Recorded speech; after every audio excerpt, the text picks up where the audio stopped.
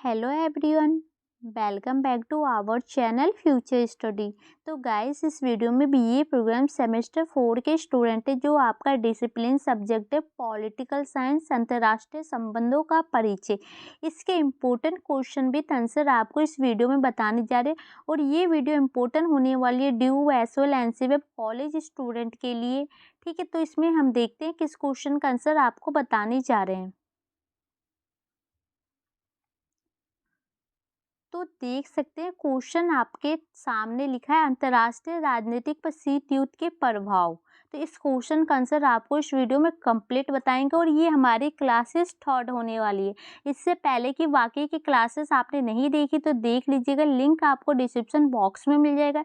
तो चलिए इस क्वेश्चन का आंसर देखते हैं और इसके बाद एक क्वेश्चन हम आपको और बताएंगे जो कि आपका क्वेश्चन बनेगा। देखिए, शीत युद्ध की विशेषता। तो टोटल 2 क्वेश्चन का आंसर आपको इस वीडियो में कंप्लीट मिलने जा रहे हैं। तो यहाँ से आंसर आपका स्टार्ट होने जा रहा है। तो देख सकते हैं अंतर्राष्ट्रीय राजनीतिक व शीत युद्ध के प्रभाव को निम्न प्रकार स्पष्ट कर सकते हैं। तो फर्स्ट पॉइंट आपको लिखा है यहाँ पर, फिर इसके बाद ये देखिए एक्सप्लेन किया गया। तो इसी टाइप से आपको भी अपने पेपर में लिखना है, क्वेश्चन आता है तो ठीक है।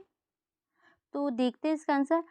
भय एवं संदेह के वातावरण को जन्म देना। तो शीत युद्ध का ये प्रभाव हुआ कि ये जो भय के वातावरण को इन्होंने जन्म दिया। देखिए, शीत युद्ध ने अंतर्राष्ट्रीय राजनीति में भय, हिंसा, परस्पर अविश्वास के वातावरण को न केवल जन्म दिया वरना इसे निरंतर बनाए रखा। तो शीत युद्ध के कारण ये हुआ कि ये अविश्वास होती है, हिंसा होती है, सबकी भावना उत्पन्न हुई और इन्हें बनाए रखा, निरंतर खत्म नहीं किया। यहाँ तक कि देवतांत के युग में भी यह मनोवृत्ति बनी रही। ठीक है, तो जो आपका सेकंड पॉइंट है विश्व का 2 विरोधी गुटों में विभाजित होना। तो जो विश्व है ना 2 गुटों में विभाजित हो गया था, एक तो सोवियत संघ था एंड सेकंड था अमेरिका। तो देखिए, सन 1945 के बाद 2 ध्रुवीकरण की राजनीतिक शीत युद्ध की प्रमुख देन है। तो जो 1945 के बाद ये क्या हुआ कि जो 2 ध्रुवीय युद्ध चालू हो चुके थे। ठीक है, और ये किसकी वजह से? जो शीत युद्ध की वजह से। विश्व की सभी समस्याओं को 2 गुटों के आधार पर हल करने का असफल प्रयास किया गया। अब 2 गुटों के आधार पर मतलब कोई भी समस्या को हल करना कैसे संभव है? अब मान लीजिए कि जैसे कि एक यहाँ पर सोवियत संघ है और प्लस एक अमेरिका है। अगर आप अमेरिका से कहेंगे कि सोवियत संघ है या अमेरिका है, आप ये सोचेगा कि ये काम को करो और ये सोचेगा ये, तो ये दोनों में से कोई भी इस काम को नहीं करेगा और ये काम ऐसे पड़ा रहेगा। तो ये दोनों की समस्याएं हो गई। ठीक है, जिसमें समस्याओं ने गंभीर रूप धारण किया, जैसे कोरिया विवाद। और इससे ये हुआ कि जो गंभीर रूप से जो विवाद उत्पन्न होने लगे, लड़ाई झगड़े उत्पन्न होने लगे, जैसे कि कोरिया विवाद था, वियतनाम समस्या था और संघर्ष आदि उत्पन्न हो गए। ठीक है, एंड आप सेकंड पॉइंट खत्म हो चुका है। थर्ड पॉइंट है सैनिक गठबंधनों को राजनीतिक मान्यता। तो शीत युद्ध ने सैनिक मनोवृत्ति को पुरात किया, जिसके फलस्वरूप नाटो, सेंटो, सीटो तथा वार्सा संधि जैसे सैनिक गठबंधन का जन्म हुआ। तो इसके एक ये हुआ कि जो छोटे छोटे जो राज्य थे ना, उन्होंने अपना गठबंधन बना लिया, कुछ देश मिलके, सैनिक गठबंधन जिसे कहते हैं। इससे न केवल शीत युद्ध में उग्रता आई वरना निःशस्त्रीकरण समस्या और भी अधिक जटिल हो गई। तो मतलब यह आप मान लीजिए जहाँ पर एक देश लड़ाई कर रहा था वहीं पर 2-4 देश और मिलके मतलब वो 5 बन गए, 6 बन गए। तो इनमें ताकत आ जाएगी, एकता आ जाएगी और ये विरोध करेंगे तो ये लड़ाई झगड़े और बढ़ते गए इसके द्वारा। ठीक है, जो आपका 4 पॉइंट है संयुक्त राष्ट्र संघ के कार्यों में बाधा। तो जो शीत युद्ध के कारण के कार्यों में बाधा उत्पन्न हुई कैसे हुई है? तो देखिए, शीत युद्ध ने इन अंतर्राष्ट्रीय संगठनों को पंगु बना दिया। शीत युद्ध के कारण यह संस्था महाशक्तियों के हितों की पोषक बनकर रह गई तथा अपने आदर्शों एवं लक्ष्यों से भटक गई। तो जो शीत युद्ध की शुरुआत हुई, इससे ये हुआ कि जो इनको अपने कार्यों में करने के लिए बाधा हो गई और ये महाशक्तियां होती जैसे कि अमेरिका और सोवियत संघ, इनके बीच में ये फंस कर रह चुके थे और अपने काम पर ध्यान नहीं दे पा रही थी। ठीक है, और जो वीटो पावर होता है, वीटो शक्ति होती है, इसका अत्यधिक प्रयोग किया गया था, दुरुपयोग मतलब गलत तरीके से इसका इस्तेमाल किया गया था। किस कारण से? जो शीत युद्ध के कारण से। चार्टर में उपयुक्त संशोधन भी नहीं हो सके और जो वहाँ पर जो नियम कानून होते हैं उसमें कुछ संशोधन भी नहीं किया गया अंतर्राष्ट्रीय में। ठीक है, 5 पॉइंट है आणविक युद्ध की संभावना का भय। और इसमें जो युद्ध की जो संभावना का भय उत्पन्न हो गया कि अब तो युद्ध होके रहेगा। ठीक है, शीत युद्ध के वातावरण ने महाशक्तियों को आणविक शस्त्रों की होड़ में लगा दिया, जिससे विश्व के देशों को आणविक आतंक मानसिक रूप से परेशान करने लगा।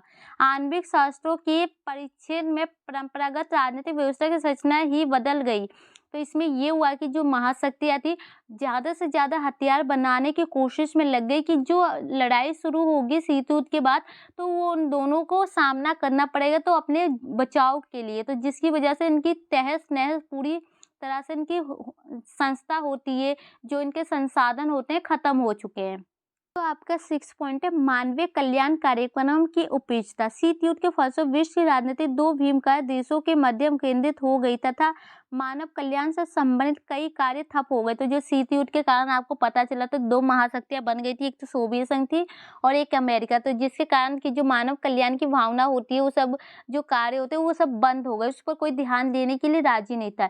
यह शीत युद्ध का ही प्रभाव था और ये किसका शीत युद्ध का ही प्रभाव था कि जो इनके कार्यों पर ध्यान नहीं दिया और जो अमेरिका है यूके से अलग हो गया था, ये अलग अपना देश बना लिया। ठीक है, तो यहाँ पर तो इसके जो अंतर्राष्ट्रीय राजनीति पर शीत युद्ध के जो प्रभाव थे उसके पॉइंट हमने यहाँ 6 पॉइंट बताए, तो आप इसको देख के याद कर लीजिएगा। अब देखिए जो आपका नेक्स्ट क्वेश्चन है शीत युद्ध की विशेषता, तो इसके आंसर अब हम आपको बताने जा रहे हैं कि शीत युद्ध की क्या क्या विशेषता थी। तो देखिए फर्स्ट पॉइंट है शीत युद्ध में प्रचार प्रसार को महत्व दिया जाता है कि मतलब कि जो आपको पता है शीत युद्ध क्या है, जो बातों से लड़ाई की जाती थी, दिमाग से किया जाता था, हथियार की उसमें कोई भी ज़रूरत नहीं थी, कोई भी लड़ाई झगड़े नहीं होते, बस बातचीत के जरिए ये लड़ाई लड़ी जा रही थी। ठीक है, क्योंकि युद्ध लड़ने के लिए समाचार, अखबार एवं कूटनीति के माध्यम से ये युद्ध लड़ा जाता था, ये एक बाकी युद्ध है। तो मतलब इसमें जो आपके समाचार मीडिया हो गई, अखबार हो गई, इन सभी के जरिए जो युद्ध लड़ा गया, इसमें कोई भी वास्तविक युद्ध नहीं हुआ था। ठीक है, सेकंड पॉइंट है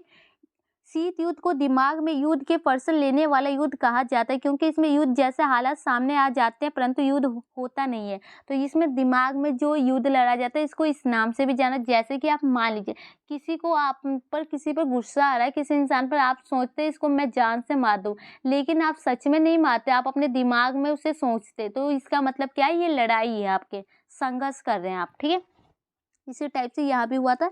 थर्ड पॉइंट है शीत युद्ध विचारों का ही नहीं बल्कि रूस और अमेरिका जैसी महाशक्तियों के मध्य चलने वाले संघर्ष का नाम है। तो ये दो विचारों का ही नहीं, और अमेरिका थी और रूस थी, इन दोनों के बीच में जो संघर्ष हो रहे थे उनका नाम है ये शीत युद्ध। ठीक है, एंड आपका 4 पॉइंट है दोनों महाशक्तियों के मध्यम तनावपूर्ण स्थिति को शीत युद्ध कहा जाता है। इन दोनों में जो स्थिति थी क्या कि तनावपूर्ण रहती थी, दोनों की एक दूसरे से बनती नहीं थी, इसी को शीत युद्ध कहते हैं। शीत युद्ध में सैनिक हस्तक्षेप, सैनिक संधियों को मजबूत करने की स्थिति प्रकट हो जाती है और इसमें आपको समझौते किए गए थे, सैनिक गठबंधन भी किए गए थे, तो ये सब की स्थिति मजबूत होती है। शीत युद्ध को बोलकर लड़ा जाने वाला युद्ध भी कहा जा सकता है। तो इसमें जो बोलकर मतलब बातों के द्वारा जो लड़ाई करने वाला युद्ध कहा जाता है, हथियारों का नहीं कहा जा सकता है। ठीक है, तो यहाँ पर फाइनली इस क्वेश्चन का आंसर कंप्लीट हो चुका है। तो वीडियो अच्छी लगे तो लाइक शेयर जरूर कीजिएगा। क्लासेस 4 की वीडियो चाहिए तो कमेंट बॉक्स में मैसेज कीजिएगा, तो वीडियो को शेयर कीजिए। Thank you.